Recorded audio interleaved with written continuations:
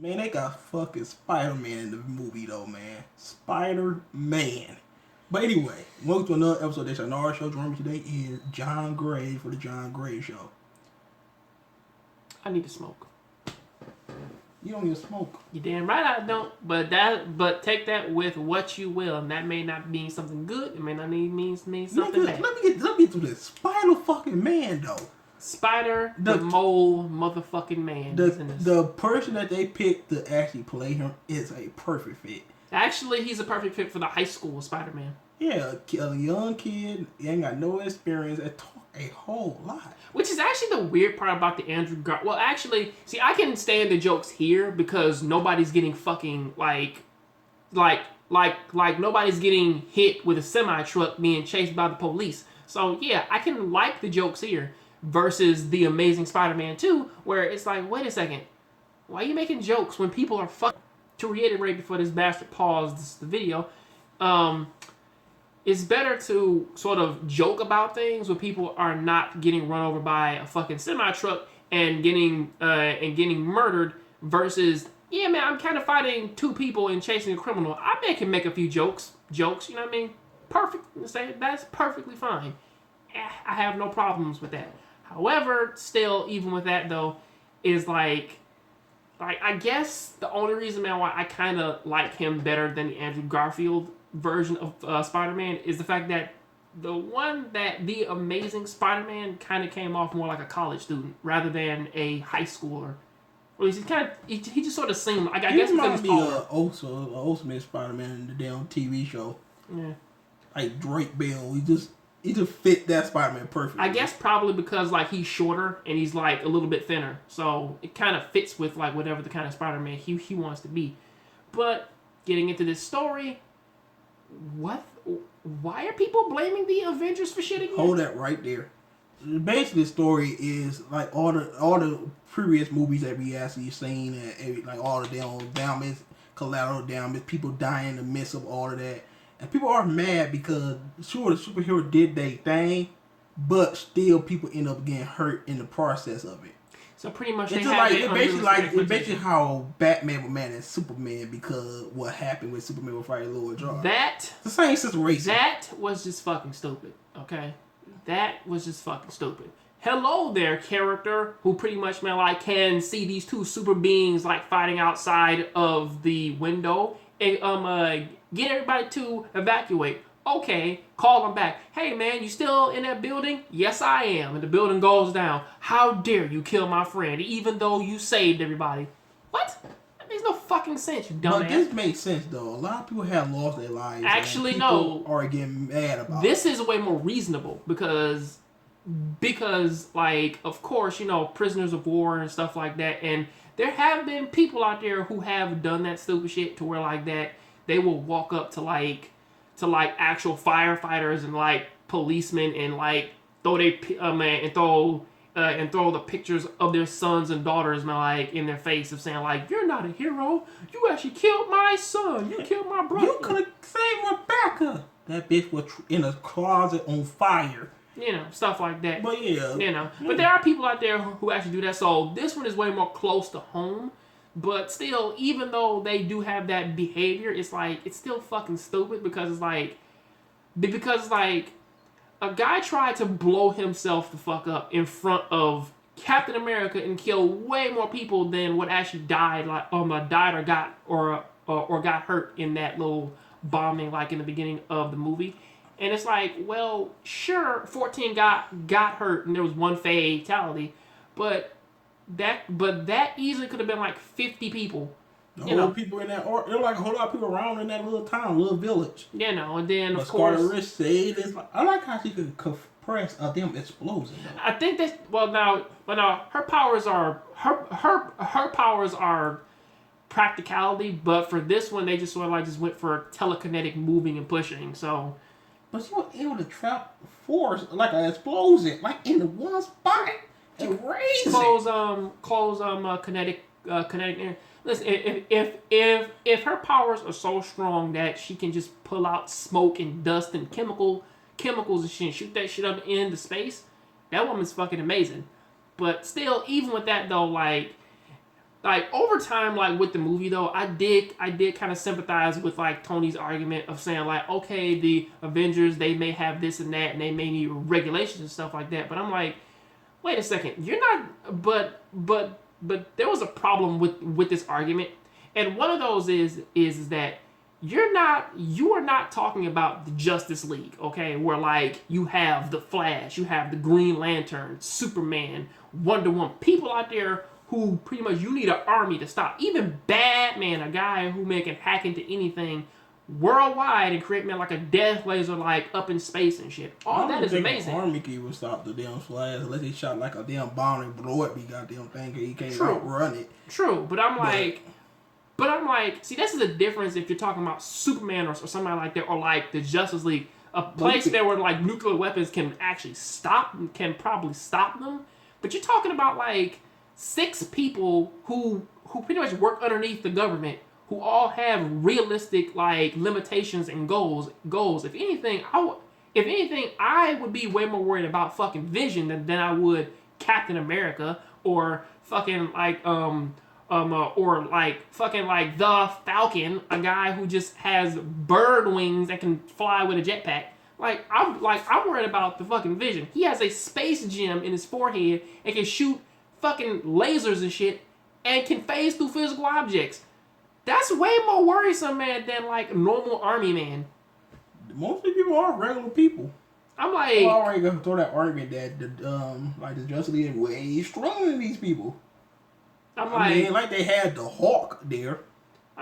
I feel like that they're just systematically just sort of like just pushing him out of the movies because really they don't really have too much to really do with the Hulk anymore aside from just he transforms into the Hulk. But like they did ask a very interesting question of like, do you know where Thor or Banner is? Really, nobody knows where Banner is, especially after like the last Avengers movie. So nobody knows where he is except for maybe like Black Widow, and Thor is back in Asgard. So why do you need to know where they're at? Like, Thor's a god. You can't do shit to stop him anyway. I mean, like, of course the Hulk is a problem, but for the most part, he seems like he's a very normal guy, and your militaries can't do anything to stop him. So really, they can't. But I'm like, you're talking about like you need to regulate the rational people. But you know this is how it is. They always gotta keep people in check, have some type of sense of control.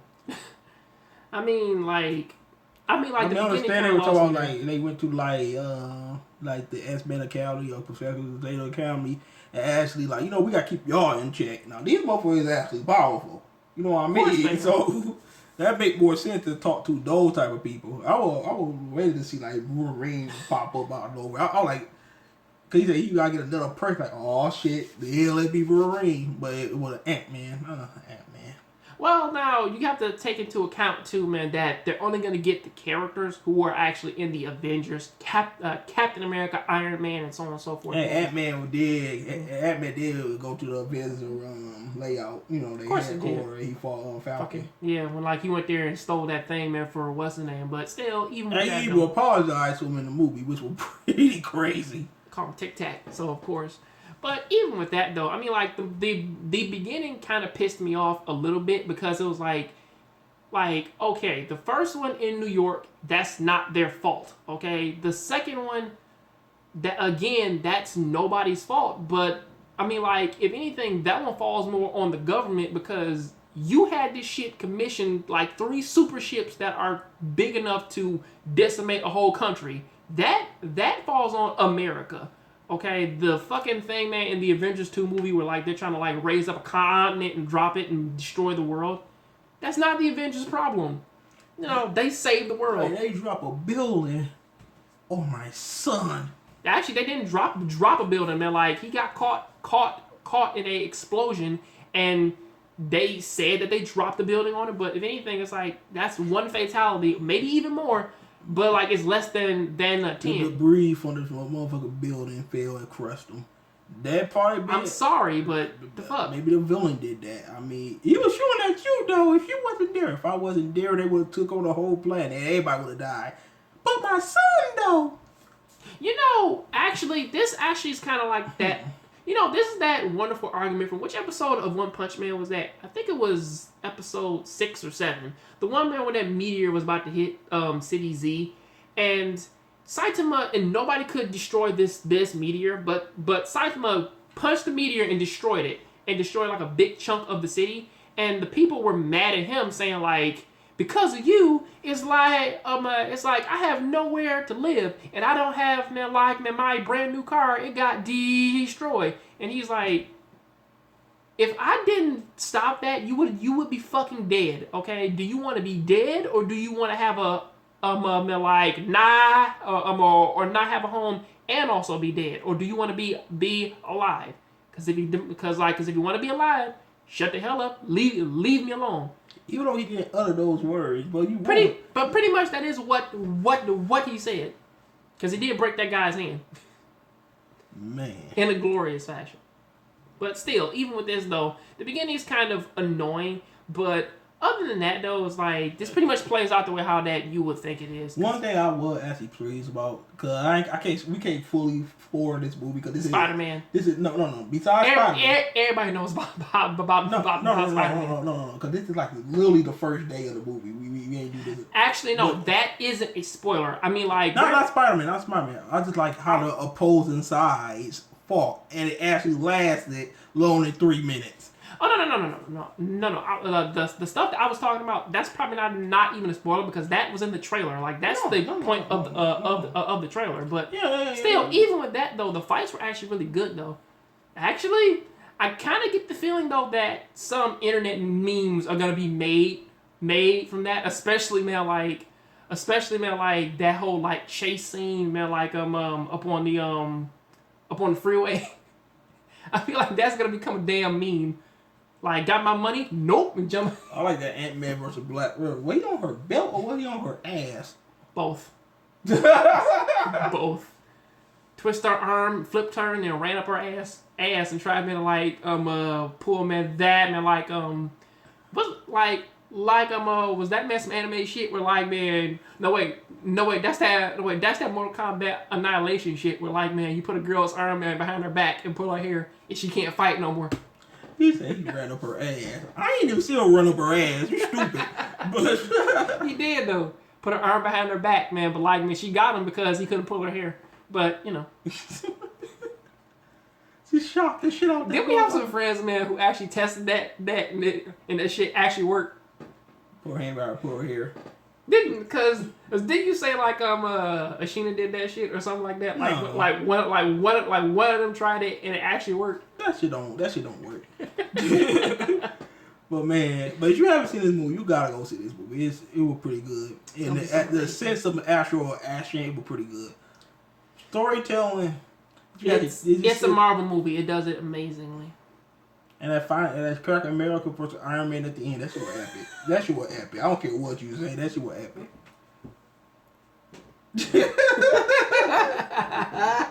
That shit was I just like how Captain America could fight armor. He's just going at it with armor.